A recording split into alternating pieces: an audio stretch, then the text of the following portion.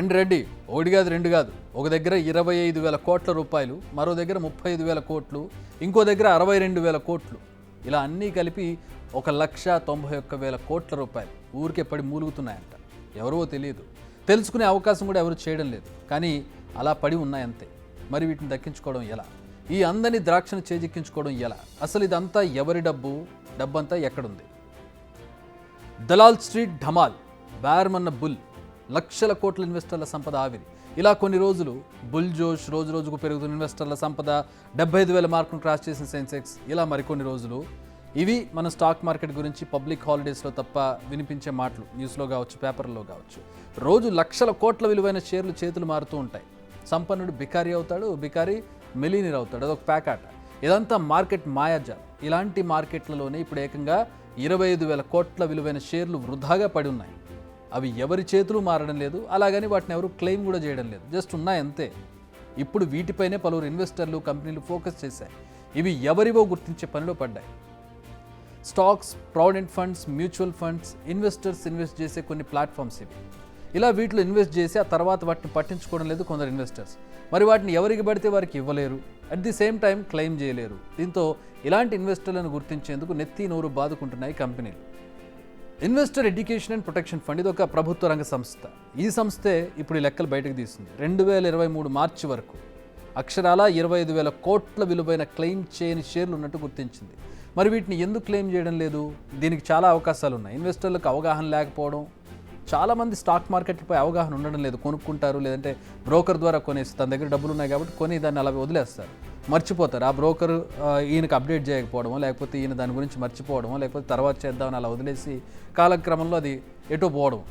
వీరంతా ఎప్పటికప్పుడు contact ఇన్ఫర్మేషన్ను update చేయడం లేదు. అంటే ఏదైతే ఆ షేర్స్ కానీ స్టాక్స్ కానీ ఉన్నాయో వాటికి రిలేట్ అవుతూ, ఆ అకౌంట్కి రిలేట్ అవుతూ ఒక ఫోన్ నెంబరు, ఒక అడ్రస్ ఉంటుంది. దాన్ని చేంజ్ అయినప్పుడు, అడ్రస్ చేంజ్ అయినప్పుడు, ఫోన్ నెంబర్ చేంజ్ అయినప్పుడు దాన్ని చేంజ్ చేయాలి. వినడానికి చాలా సిల్లీగా ఉంటుంది, కానీ చాలామంది తమ అడ్రస్ చేంజ్ అయినప్పుడు అప్డేట్ చేయడం లేదు. దీంతో కంపెనీలు పంపించే డివిడెండ్ నోటీసులు, అకౌంట్ స్టేట్మెంట్స్ వారికి చేరడం లేదు.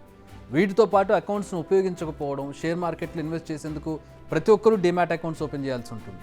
బట్ చాలా వరకు ఇవన్నీ ఇన్యాక్టివ్గా ఉంటున్నాయి. ఒకసారి ఓపెన్ చేసి దాన్ని కొద్ది రోజులు వాడి తర్వాత దానితో రాక, లేకపోతే నష్టపోయో ఏ కారణంతో దాన్ని అలా వదిలేసి అలా డిమాట్ అకౌంట్ అలా ఉండిపోతుంది.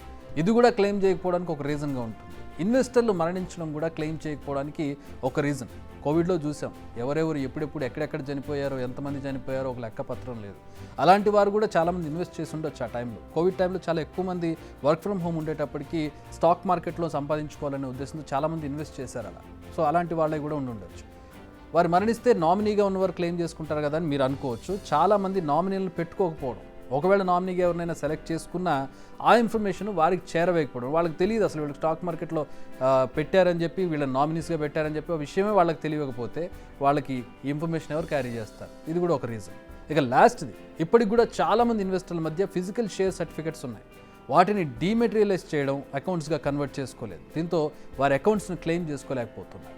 సో ఇవన్నీ కారణాల వల్ల 25,000 కోట్ల రూపాయల విలువైన షేర్లు ఇప్పటికీ అలా మురిగిపోతున్నాయి.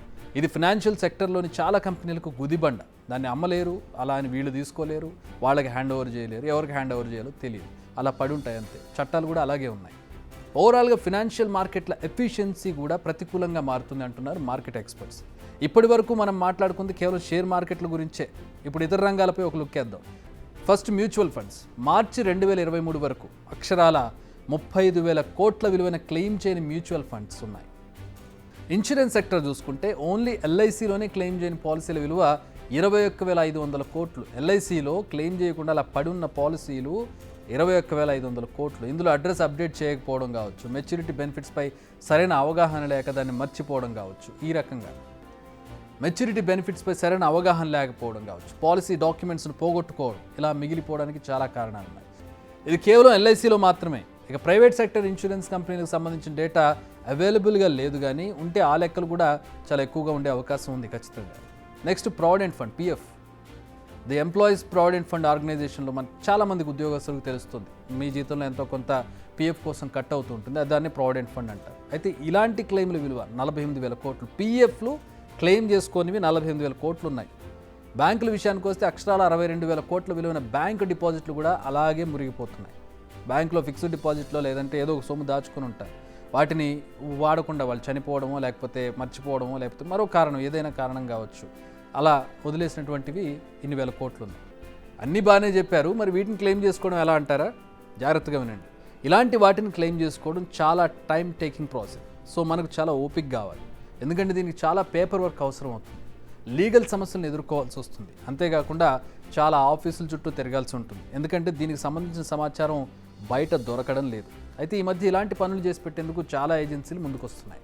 వీరు ఇలాంటి వారికి సరైన గైడెన్స్ ఇస్తూ ఉన్నారు. మీ దగ్గర ఉన్న ప్రూఫ్స్ పరిశీలించి మనకు కావాల్సిన డాక్యుమెంట్స్ ఏంటో సూచిస్తారు. ఇంత చేసినా కూడా సక్సెస్ రేషియో చాలా తక్కువనే చెప్పాలి. అందుకే క్లెయిమ్ అయిన అమౌంట్ నుంచి పర్సంటేజ్ తీసుకుంటున్నాయి ఇలాంటి ఏజెన్సీలు. అయితే టెక్నాలజీ ఇంత డెవలప్ అయింది, సో ఇప్పటికైనా ఇలాంటి క్లెయిమ్లను వెంటనే సాల్వ్ చేసేలా వ్యవస్థను డెవలప్ చేయాలని డిమాండ్లు కూడా వినిపిస్తున్నాయి. ఇదంతా కష్టం కాబట్టి ఇన్ని వేల కోట్ల రూపాయలు అలా ఊరికే పడి ఉన్నాయి. సో మీకు తెలిసిన వాళ్ళు ఇన్వెస్ట్ చేసి మర్చిపోయి ఉంటే ఒకవేళ వాటిని క్లెయిమ్ చేసుకునేందుకు త్వరపడడం మంచిది. ఆలస్యమైంది, ఇప్పటికైనా అమృతంగా మార్చుకోండి, లేదంటే అది మరింత విషంగా మారడం తథ్యం. For more videos like this, subscribe Big TV channel.